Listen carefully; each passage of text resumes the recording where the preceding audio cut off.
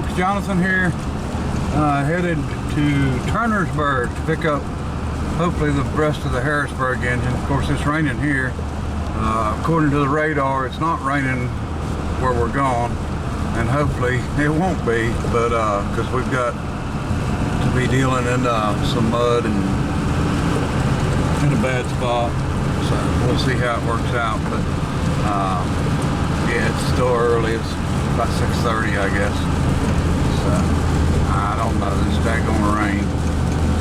My luck, but I talked to Ron up at Spokes and Cleats where we're going to get this thing at, and he says it's or as of last night it wasn't bad, and there's calling for some showers today, but it wasn't too bad. But cool, like I said, according to the radar, there's nothing there.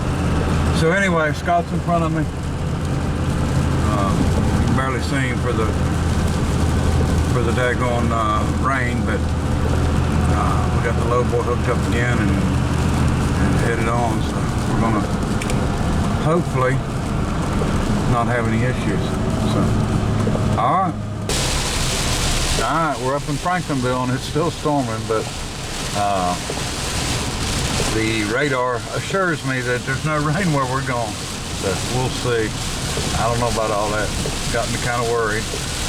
I don't mind driving in it, but working in the mud ain't gonna be no fun, especially with a off-road, you know, forklift and 20,000-pound steam engine or more. All right. Well, folks, so far things have taken a turn for the better. We got away from them storms. Man, we went through some rain, and seemed like for hours, but I guess it was well, near about 2 hours. But so anyway, we're on our way there. We're going to see what happens here. Hopefully, you know, it'll hold off long enough for us to get loaded. All right, we're here, and it's unbelievably dry. No rain at all. So for now, we're good to go. Hopefully, looks like we're going to have to pull a few bolts.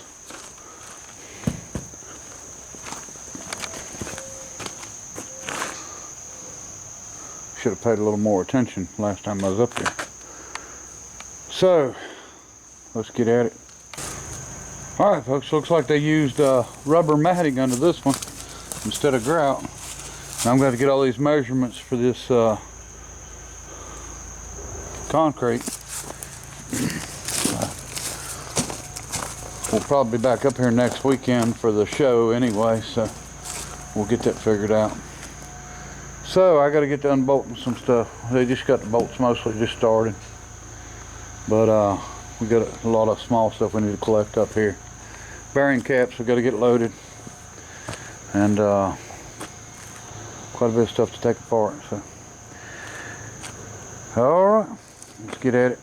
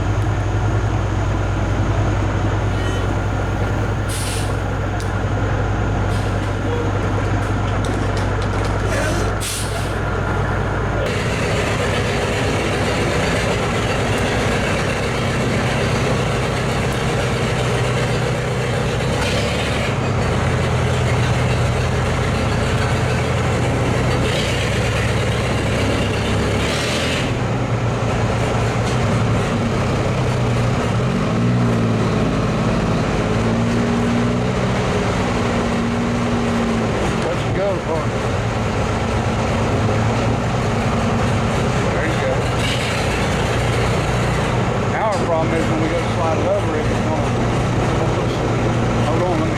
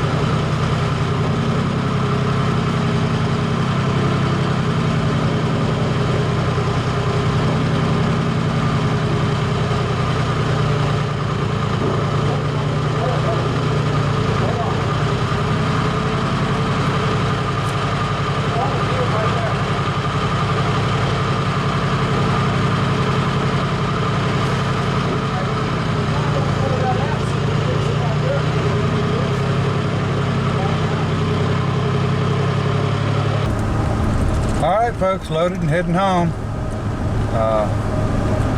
Everything's looking good so far, no problems. And she's heavy, that's for sure, but if you want to see more video than what I've done, because I didn't do very much, you need to check out Scott's channel, and I'll put a link in the description. But hey folks, we're back, and if you look at the Delray JYD Scott's videos, you'll see that this thing put that 20,000 pound forklift to a definite test. I think it's definitely heavier than 20,000, and Ron, the guy up there with the forklift, the fella, said that he thinks it's about 30,000 pounds. Now I'm not saying it's that much, but it's somewhere between 20 and 30,000 pounds for sure. And looked good on the trailer. Trailer hauled it just fine. It was getting so close on the edge of being overweight, I ended up taking this cover off. I had a bearing cap laying on it, we took it off, and I just took little things off, anything we could to help it out. And here's our outboard bearing shaft for the outside crankshaft. Now, the pillar that blew out on our form the other day takes place of this, on this style. Now this is a probably, I think, a 1922 model steam engine, where the Bates is more of an 1895, ish around there. So this cover, of course, this is just sheet metal and insulation inside, so as you can see, the covers got some rust holes in it and stuff, so we'll have to do some replacing, some work on that. That's not a big deal. We don't mind that at all. And hopefully it's been sealed up on top real good, so I think it'll be okay. So as of right this minute, I don't have a way of unloading this unless I use two wreckers, one on each end, or wrecker on one end, crane on the other end would do it. But we're going to wait just a little bit and see if we can get the other wrecker together. And well, as you can see, we just got it flooded down on the outriggers and pulled out. It works really well. I can back right back up under it with my truck and move anywhere I want, and I'm not talking about this truck either. Okay, so we've got a couple of the bearing pieces. This bearing over there is for that outboard pedestal or bearing for the outside of the crankshaft. This is actually for the engine itself. This is the one I took out to be able to get the crankshaft out before, and this is the top side of it. And as you can see, all the babbitt looks to be in really good shape. Everything's just going to have to be cleaned up really well. And this one actually was the mounts that the generator was sitting on, and they had shims, and the shims were mostly rusted away, but I've got enough shims to be able to make copies. And this is going to be shimmed exactly right. You know, that generator's got to turn in the hole perfect, but we can do it. You know, I don't mind, you know, stuff like that. You get down into precision work like that, you know, it sometimes gets kind of fun. Picked up all of the belting, even though I don't plan on using it and I don't need it, but I think I'll roll it up and put it up somewhere. This is a conveyor belt that was under the engine, and this is the kind that has the sewn in rope string, I guess, in it. That it's good stuff, let's put it that way, and I'll use it for other stuff, so that's why I got it. And Ron offered it, said that it was going to get trashed if I didn't get it, so I grabbed all I could. So anyway, there's that. And you know, Scott's video will show a lot better. I think he's doing 2 parts. He's got 1 part on. It shows a lot better. You know, it's impossible to videotape while you're working. I just can't do it. I mean, I've tried, and I set the camera somewhere, and then, you know, something blocks it, and I just have a hard time. And you know, unless I get a GoPro that I can strap on me or something like that, I'm just gonna, you know, continue to do what I do, and you know, like I said, Scott's got some anyway. Alright, so foundation.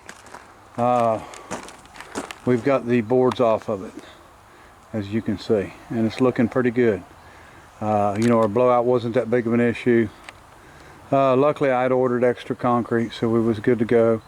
The flagstone I've got to go pick up tomorrow, and we should be able to go ahead and get that started around it. I had some of the comments, you know, people, I don't know, you know, some people know what they're talking about, some people have no clue. But I'm not blaming anybody but myself on that blowout. I was really lucky that the truck driver, you know, didn't mind hanging around. You know, first thing I did was talk to him, say, hey, look, you know, it's going to take a little bit to make sure that everything was going to be okay with him hanging around long enough for us to get that form fixed and everything. But it all worked out good. So this is what we got done today.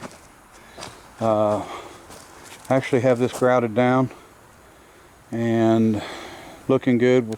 I've got to do the exhaust.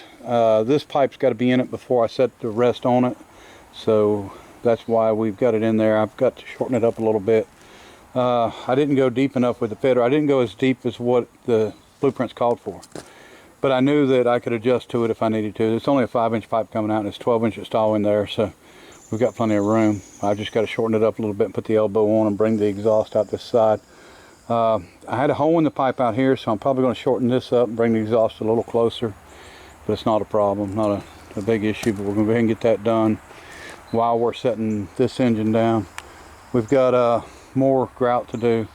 This grout we done a little different. I ran 2 Play-Doh, which I now owe my grandson 2 things of Play-Doh, but we used 2 things of Play-Doh, 1 on each side to keep it from running in, and then we used wood around the outside, and then actually poured the grout in and then set it down, and it was still trying to, you know, get hard pretty quick. So I think that, like I said, the humidity and the temperature just makes it dry quick, I think, here. I don't know what it is. It won't, it definitely, your time to work with it is minutes, you know, and I don't mean a lot of minutes either. So anyway, so that's what we got. We got picked up another Novo 4-horse pump engine, and I've got another one there, and I've got a lot of parts for it, but the parts that I needed is on this one, and I think we just about got everything we need. We need a few valve parts, but that's on the schedule for 2089 is when I'm going to start on that, just as soon as I'm done with the other projects. So anyway, that's it. Say bye, Vic. Bye, Vic. So Vic's been here helping me do this. We getting her knocked out, and so appreciate everybody watching. Till next time, bye.